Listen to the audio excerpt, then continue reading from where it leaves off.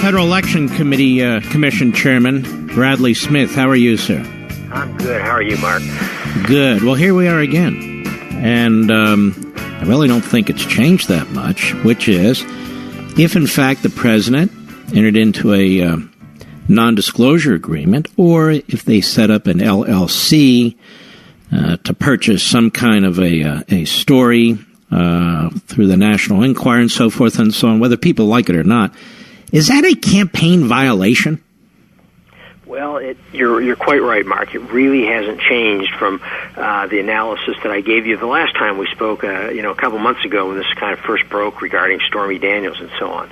Generally speaking, a campaign expenditure has to be something that exists only because of the campaign. So if you want to do something that might help your campaign, but the obligation exists otherwise, it's not a campaign expenditure. For example, if a candidate says, I'd like to join the country club and take big donors there, right?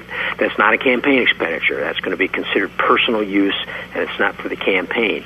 If a candidate were to say, I'm going to pay my employees a bonus at Christmas, and then I'll look like a big, great boss, and people will want to vote for me when I run for office, still not a campaign expenditure. Your obligation to pay your employees is a business obligation. So it's still the same thing here. I think that there's little reason to believe that this obligation or this decision to buy up rights to a story or make a payment is something that you can attribute solely to the campaign. It's an obligation that would exist whether the candidate was running for office or not. You can contrast that to something like hiring a campaign manager. You don't do that unless you're running for office. Printing up a brochure saying, vote for me. You don't do that unless you're running for office. And that's the difference. Well, what would you say to people who say, well, he might not be paying these non-disclosure agreements or setting up this company if he did and so forth, but for the fact he's running for office? Your point is that has nothing to do with it. It has to be an expenditure that has as its purpose a direct campaign expenditure.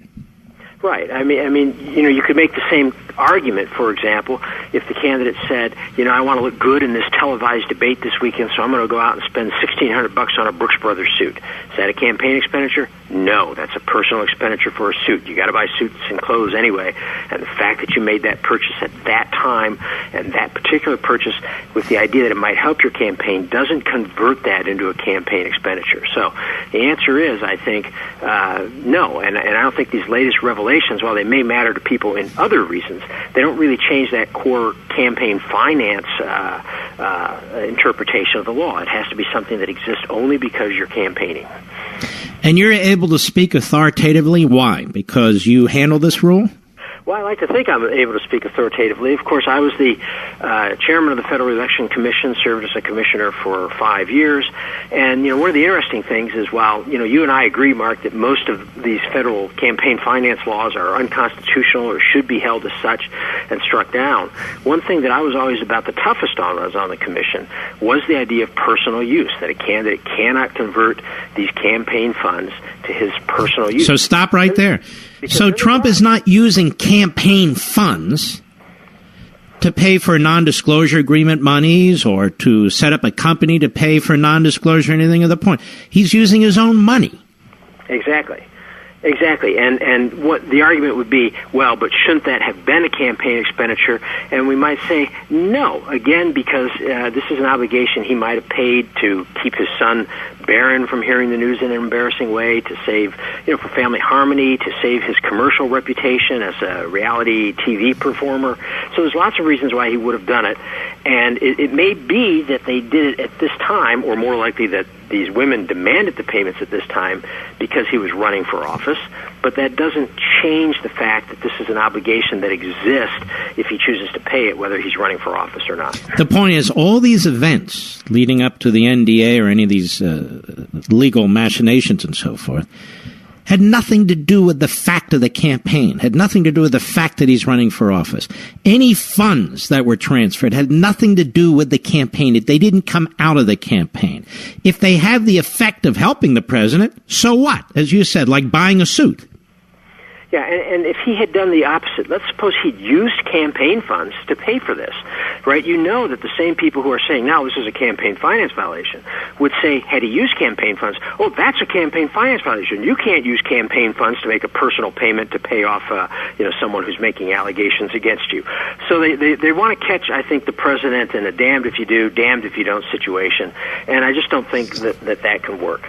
By the way, we've seen this somewhat before. Some will remember John Edwards, former Democratic vice presidential candidate, who had payments made to a woman he was having an affair with named Riley Hunter, and the Justice Department, or maybe the state prosecutors, I think it was Justice, tried to prosecute him in court, and ultimately they were unsuccessful. They couldn't prove that payment was made as a campaign payment. It was made in part because he was a politician and cared, but it wasn't a campaign payment. Mm-hmm. So the point is, it's his money. He didn't use the campaign money. The events predated the campaign, just as a factual matter. And the fact that it might benefit him in the public's view or as a PR matter is really not something that would trigger a campaign violation. Exactly right. You sum that up much better than I do. But if I could add one kind of point to that, yeah. When the Federal Election Commission passed this regulation, one thing they specifically rejected was the idea that it would be a campaign expenditure if it was for sort of a mixed purpose. That is to say, so to speak, you said, I'd like to have that country club membership. I can use it for some of my campaigning, and it would be real nice to have. The FEC specifically said that's not going to count as a campaign expenditure. That would be personal use of your campaign funds, even though the fact that you were campaigning might have been one of the reasons that you made the decision. So they specifically rejected that mixed motive sort of idea and said this has to exist solely because you're running for office. And that's just not the case here. It just doesn't appear that way to me from anything that we've seen.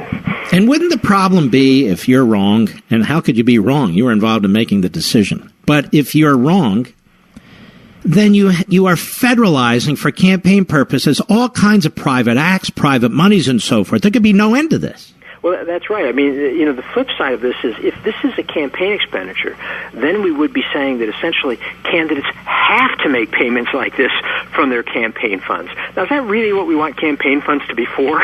That people should go out and give money so that, politicians can make payments of some kind, or again, buy themselves little luxuries that might make them look good on the campaign or feel good. He could say, hey, I could really use, before this final stretch run of the campaign, I could really use a nice weekend on Martha's Vineyard, and just pay for that with campaign funds. I think that's not what we want campaign funds being used for. So what they seem to be saying is, under no circumstances, if the president, private matters occur before the campaign, having nothing to do directly with the campaign, if the president of the United States spends his own money, it's a violation of the campaign laws. If he spent campaign money, it's a violation of the campaign laws, as you point out. So he can't win. That's right. Under their theory. They're trying to get him in a no-win situation. And I think that the correct interpretation of the law is that, look, this is simply not a campaign finance violation. And what we have going on here, we've seen this for the entire, since Trump took office and even before, is this sort of idea people have that he must be guilty of something, and by God, we're going to find the statute that enables us to find him guilty. Mm-hmm. And that's just a really, really bad way to make law and to try to run a government. I think the Soviet Union used to do that sort of thing. That's right. You tell me what person you want convicted, and I'll find the crime. And I just don't think we want to do that and use our campaign finance laws in that way. And once they're bent out of shape, you can't bend them back for the next candidate who comes along. The precedent is there, and that's how they'll be used. It is interesting to me, Bradley Smith, former chairman of the Federal Election Commission, that CNN and MSNBC will bring in anybody to comment on this. Lawyers who have no experience in this whatsoever, former federal prosecutors have no experience in this whatsoever, defense counsel have no experience in this whatsoever, but they don't bring you on. Well, I can't really comment on that except to say that I find interesting that a lot of prosecutors come on and they focus on the definition of in the statute that says anything that's for the purpose of influencing the campaign is a campaign contribution or an expenditure. But what they ignore is that other part of the statute that says here are things that are not campaign expenditures. Here are things that constitute personal use, and that's what I've been talking about. And so you got to read the whole statute at once. But prosecutors, they want to prosecute, so they tend to get focused on the line line that makes it sound real good for prosecuting and ignore that more arcane provision that's buried deeper in the statute. And it's not just prosecutors. It's former state judges and federal judges. They sit there. I even see them on my favorite cable network. Sit there and say, no, this is an in-kind campaign contribution, and therefore blah, blah. I'm going, no, it's not. No, it's not. I just don't see it. And, if it were, one has to start to think about all the potential things that could potentially get lumped into this whenever somebody who happens to know a candidate, or sometimes even doesn't know them, does something that, kind of vaguely, arguably benefits the candidate, or anytime the candidate himself, again, wants to do anything that kind of improves his own life, you could start to say, well, that's a campaign expenditure. He looks better. He had plastic surgery. He looks better. He's got nicer clothes. He looks better. He is more relaxed. He has a nicer car. Boy, I want candidates who drive a nice car. I mean, just, any of these things could start to apply, and that's just not the way. How about if I pay some technical genius? Let's say I'm a candidate, and I've posted things I'm embarrassed about, but nobody's caught the attention of them yet.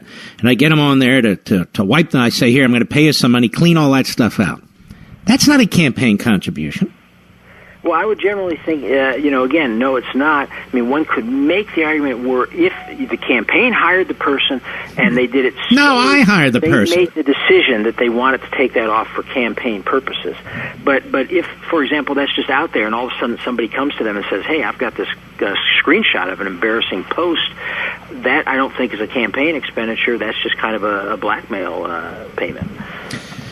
Which a lot of these may have been, quite frankly. It does seem kind of funny that nobody's very upset about that angle. And another thing I'm trying to figure out with these latest tapes that came out is how is this not a violation of attorney-client privilege? Is there something there I'm missing? Yeah, well, apparently Giuliani, on behalf of Trump, waved on the one tape, but not only how is it not a is it not a attorney-client privilege violation, but how is it not an offense that would require an attorney to defend his license? Yeah. I mean, I've never recorded clients. I mean, they say, well, in New York, it's a one-party state. That has nothing to do with it. Lawyers have certain requirements, codes of professional responsibility. I don't happen to know what they are in New York. I know in Virginia, Pennsylvania, and so California and so forth, they're quite significant. Yeah, well, that's what I would think. But that's an area where I start to get out of my expertise. Again, my expertise is campaign finance law. And, again, you look at this kind of payment. This is not a campaign finance expenditure. And it's not the kind of thing that we really, if we think about what we want this law for, we want to be a campaign finance expenditure. Mm-hmm. We want to find out who's donating to the campaign, right? That's what we want to know. So we want to know if they have undue influence on the candidates or that sort of thing. The campaign finance laws are not to be used to pry into the candidate's personal life. And in a sense, that's what they're, again, trying to do here. Arguing you should tell us about all these other things going on in your personal life. And I just think that's an abuse of the law and something that shouldn't be allowed to stand and really shouldn't be allowed to get traction here. And yet, Bradley Smith, virtually every media report I read on this says it may be a campaign violation. I've heard conservatives say the same thing. They have no idea what they're talking about. You and I talked a few months ago about this. We talked about the same rule, and hopefully it'll take hold now. I want to thank you very, very much for your time, and by the way, and for your service as an FEC commissioner. I know you took a lot of heat, and you did a superb job. I appreciate that, Mark, very much. Hey, one quick final closing thought here. Yeah. Remember, Antonin Scalia, who was a pretty smart judge, even said at one point from the bench at oral argument, these campaign finance laws are so complex, I can't understand them. And I think that's one of the problems you have here is a lot of people just you have to really be immersed in this law. It's one of the reasons these laws are an abomination of the First Amendment. But nonetheless, putting that aside, if you're going to operate in there and you're going to comment as an expert, you really need to immerse yourself deeply in this law. All right, right on. God bless you. Thank you for your time. We appreciate it. Former chairman of the Federal Election Commission, Bradley Smith. That's who you go to if you want to understand this stuff. Not all these former this, former that, and former everything who never served on the FEC. We'll be right back.